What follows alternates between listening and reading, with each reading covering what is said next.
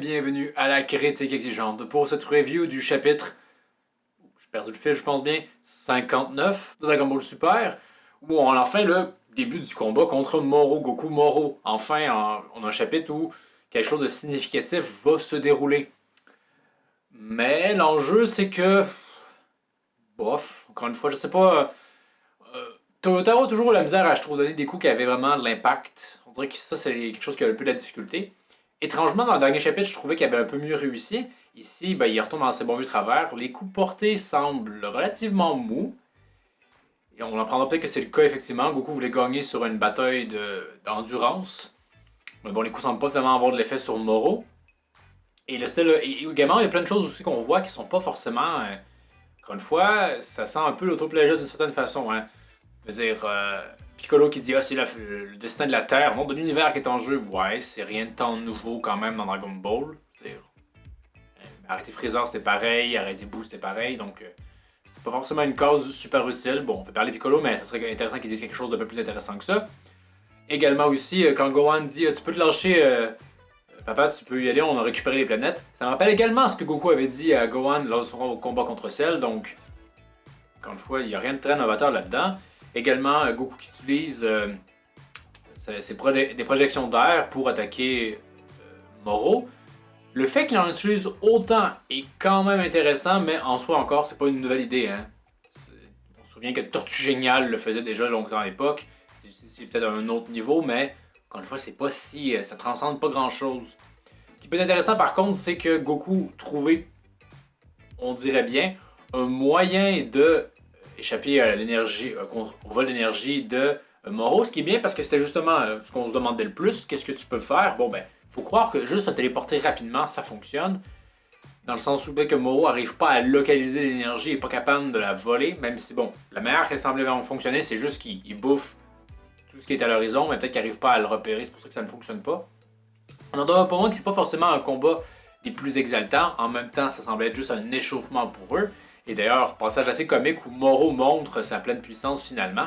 Et il dit la réplique suivante, hein, depuis notre dernière rencontre, j'ai absorbé un nombre incalculable d'énergie de planètes. Ben, un nombre d'énergie incalculable de planètes. Encore une fois, hein, je sais pas, là, 28, incalculable, je pense qu'il y a un assez grand fossé entre les deux. C'est ridicule à ce niveau-là, j'ai vraiment l'impression peut-être que Toyotaro troll la Toei ou je sais pas qui a fait cette décision-là.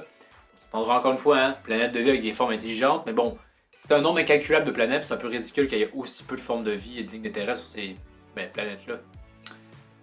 Autre fait qui peut être digne de mention, je trouve quand même drôle quand quand Moro lance ses éclairs et Goku en esquive un et que ça vient complètement cette fois de faire disparaître la dépouille de Sankampo. C'est un petit détail, mais je sais pas, on dirait qu'ils se sont juste dit ah peut-être que les gens pensent qu'il est pas mort. Non, là, il est clairement décédé.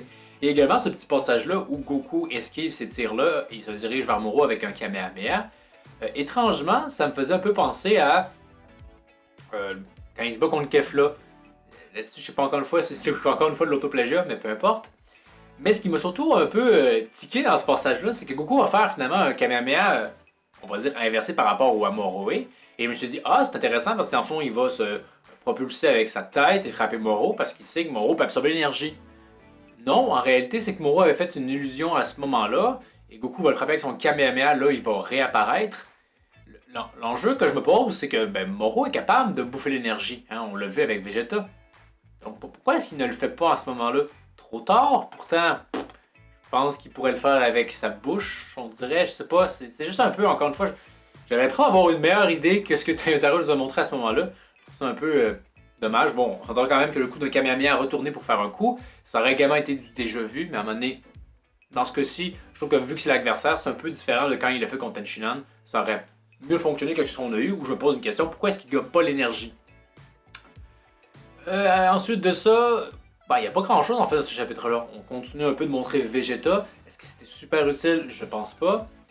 Encore une fois, on attend plus la suite, même si c'est pas tant super clair. Je veux dire, Goku va livrer toute la sauce. Mais est-ce que ça peut vraiment faire une différence vu que ses coups semblaient pas faire tant d'impact? Des coups retenus, certes, tant d'impact sur un Moro qui se retenait. Ici, il était à fond la caisse. Ouais, je sais pas, d'autant plus qu'on sait que Vegeta doit débarquer. Ce qui serait bien, c'est qu'il débarque avant que Goku soit vaincu. Ça serait un peu plus surprenant que lui qui débarque et qui sauve la mise. Bien que ça soit bon, mais ça serait un peu plus prévisible. Rien n'empêche que Vegeta débarque avant que Goku soit vaincu. Durant le combat, c'est Goku qui est vaincu en premier et que Vegeta rafle la victoire. Ça, je pense que ce serait un scénario un peu moins prévisible et que je peux oser croire. Je trouve juste un peu dommage que tout le monde soit remis au relégate, surtout les androïdes, ils peuvent pas se faire voler leur énergie par Moro, donc ils pourraient intervenir, je sais pas, encore une fois, à voir ces gens-là qui servent juste à faire des commentaires, c'est pas super intéressant. Également, on peut mentionner qu'on revoit Merus et Whis en action, donc ça vient peut-être ne pas exclure complètement que Merus revient, mais j'ai des gros doutes à ce niveau-là. Également, on approfondit légèrement plus le passage avec l'Ultra Instinct et l'éveil de l'Ultra Instinct. On établit un peu plus le lore, la mythologie de la chose. Comme quoi, l'éveil de l'Ultra Instinct est plus instable. Il demande de laisser plus d'énergie. Ok, mais là, s'il s'est transformé complètement en Ultra Instinct, dans le manga, on n'a pas tellement ciblé quels seraient les avantages. Déjà là, il semble très rapide, avoir une très bonne réactivité. Qu'est-ce que l'Ultra Instinct complet ferait tant de différent? Mais bon, j'en ai déjà parlé. Pas forcément un super bon concept Ultra Instinct. Encore plus quand tu invoques un pré-Ultra Instinct, genre t'as comme des semi-Ultra Instinct, comme qu'est-ce que ça veut dire finalement? Bon, là on peut peut-être le dire. C'est peut-être la même puissance en fait, même s'ils n'ont pas l'air de dire ça. Mais la même puissance, mais plus de consommation d'énergie. Je sais pas trop. Donc, chapitre qui se lit. Mais encore une fois, je trouve que au niveau des coups, peut-être même au niveau de la lisibilité des combats, c'est un peu trop mou et parfois pas super lisible. On a également l'autoplagiat un peu à fond de la caisse. Donc, encore une fois, je pense que Tarotaro peut mieux faire, mais là, il semble vraiment être sur l'autopilote, peut-être, je sais pas. Donc, c'était mon avis sur ce chapitre. Quel est le vôtre? Faites-moi part de tout ça dans les commentaires, ça va me faire, comme toujours, un plaisir d'échanger et de débattre avec vous. Pour la prochaine critique exigeante, ça va être assez paradoxal si on veut, par rapport à comment moi je consomme mes mangas, mais on va regarder comment est-ce qu'on peut consommer un manga, et un manga en cours de parution, et quelle serait la façon idéale de le consommer. Est-ce qu'on y va à chaque fois que le tome sort? Est-ce qu'on y va selon le rythme de parution, hebdomadaire ou mensuel, peu importe. Donc, à voir la semaine prochaine. Merci d'avoir regardé. N'hésitez pas à aimer, partager, vous abonner et tout le tralala. Et je vous dis à la prochaine critique exigeante.